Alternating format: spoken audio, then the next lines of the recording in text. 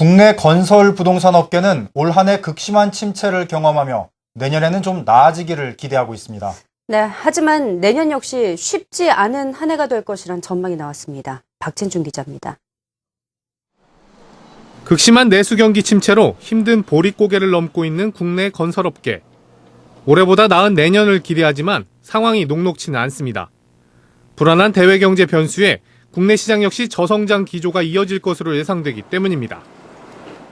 내년에 국내 건설 부문은 대내외 경제 변수에 가장 큰 영향을 받으리라고 보여지고 있습니다. 미국의 재정 절벽이라든지 또 중국이 새 정부가 경기 부양책을 쓰더라도 얼마나 또 그것이 효과가 있을는지 또 유로존 재정 위기가 여전히 한 상황이고요.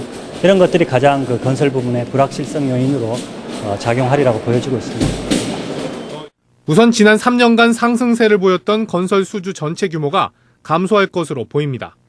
특히 경기에 민감한 민간 부분의 수주 예상액이 올해보다 크게 둔화될 것으로 전망됩니다.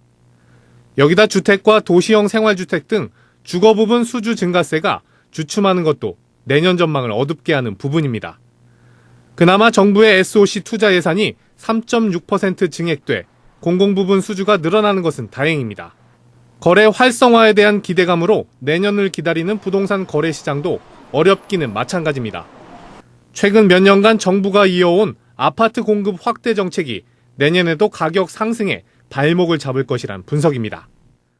그렇지만 참여정부 때 했던 대규모 공공택지 개발 사업들이라든지 현 정부의 고금자리 주택 정책이라든지 이런 대규모 공급 위주의 정책들이 다수 존재하기 때문에 지금 가격이 하락함에도 불구하고 공급이 조절되지 않는 현상들이 나타나고 있다고 보고 있습니다. 실제로 내년 준공 예정 물량은 올해보다 5만 호 늘어난 40만 호 수준이 될 것으로 예상됩니다. 다만 최근 수도권 아파트 가격의 바닥 논쟁으로 수요가 조금씩 살아나고 있는 것은 긍정적인 부분입니다.